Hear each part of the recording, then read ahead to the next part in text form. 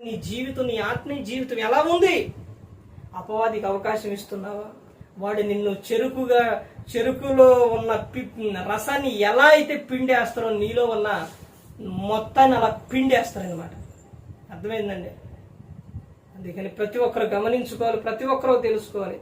నిర్లక్ష్యం వదిలేయండి, క్రీస్తు కోసం బ్రతకండి, ఆయన ఆలోచన ప్రకారం బ్రతకండి.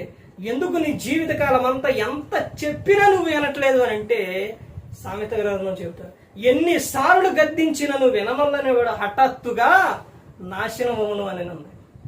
ఎన్నిసార్లు చెప్పినా నువ్వు వినట్లేదు అని అంటే, ఇదిగో నువ్వు ఎన్నిసార్లు చెప్పినా నువ్వు మద్యం తాగొద్దు, ధూమపానం చేయొద్దు, నువ్వు తిరగొద్దు, నీ ప్రవర్తన కాపాడుకొని సేవకుని ద్వారా దేవుడు ఎన్నిసార్లు గద్దించినా నువ్వు వినట్లేదంటే నీకు ప్రమాదం పొంచి ఉంది. ఆ ప్రమాదం నుంచి నువ్వు తప్పించుకోవాలేనంటే ప్రభువైన క్రీస్తు యొద్దకు రావాలి. ఆయన ఎదుట సాగిలపడు, నీ తప్పును ఒప్పుకో, పశ్చాత్తాపడు. నువ్వు అప్పుడు లోకం విడిచిన పరలోకానికి చేరుకుంటావు. నీలో పాపం పోతే రోగం పోతుంది. ఆ రోగాలతో ఎంతైనా బాధపడతావు, కానీ నీలో ఉన్న పాపాన్ని ఒప్పుకోవే, విడిచిపెట్టవే. ఎల్లకాలం బాధపడుతూనే ఉంటావా? అదే విధంగా లోకంలో ఉన్నంతకాలం బాధపడుతూనే ఉంటావా? నీకేమన్నా ఆనందంగా ఉందా? సంతోషంగా ఉందా? ఒకసారి ప్రభు యొద్దకు రా. నీ పాత జీవితాన్ని, నీ రోత జీవితాన్ని, అటన్నిటిని మొత్తాన్ని వదిలేసి ప్రభు పాదాలు పట్టుకో, ఆయన చెంతకరా, ఆయన కౌగిలించుకో. నీవు, నీ కుటుంబం దీవించబడుతుంది. ఇంటి యజమానుడు దేవుని యందు భయభక్తులు కలిగి ఉంటే కీర్తనలు 128 కీర్తనలో ఉన్న ఆశీర్వాదం, యెహోవా యందు భయభక్తులు కలిగి ఆయన త్రోవల యందు నడుచు వారందరూ ధన్యులు.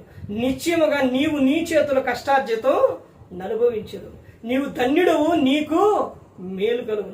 నీ లోగడి నీ భార్య ఫలించు ద్రాక్షవల్లి వలె ఉండును, నీ పిల్లల ఒలేవ మొక్కల వలె ఉందురు. యెహోవా యందు భయభక్తులు గలవాడు ఇలాగూ ఆశీర్వదింపబడును. సియోనులో నుండి యెహోవా నిన్ను ఆశీర్వదించును. నీ పిల్లలను నీవు చూచదు అని చెబుతున్నా. ఇదిగో మోకాళ్ళు వేసి ప్రార్థన చేయి, వాక్యం చదువు, ప్రవర్తన కాపాడుకో. ప్రభువైన క్రీస్తును నీ జీవితంలో చూపించు. నువ్వు లోకంలో ఆనందంగా ఉంటావు. నువ్వు లోకం విడిచిన పరలోకానికి చేరుకుంటావు. ఏ ఒక్కరు కూడా నశించి నరకానికి వెళ్ళిపోకూడదు. యేసు క్రీస్తు ప్రభువు ఈ లోకానికి వచ్చి మనందరి కోసం సిలువలో తన ప్రాణాన్ని పెట్టాడు. ప్రతి ఒక్కరు కూడా దేవుని యందు భయభక్తులు కలిగి పరిశుద్ధాత్మ మాట ఏంటూ హృదయశుద్ధిని కాపాడుకుంటూ క్రీస్తుని పోలే నడుచుకున్నప్పుడు ఈ లోకం విడిచినప్పుడు పరలోకానికి చేరుకుంటాం. మరి ఈ విధంగా నిలబెట్టి మాట్లాడించిన తండ్రి దేవునికి కృతజ్ఞతాస్తుతులు చెల్లిస్తూ, ఇంతవరకు శ్రద్ధగా ఉన్న మీకు ప్రభు పేరున హృదయపూర్వకంగా చెల్లిస్తూ ఈ మాటలు ముగిస్తున్న అందరికీ వందనాలు.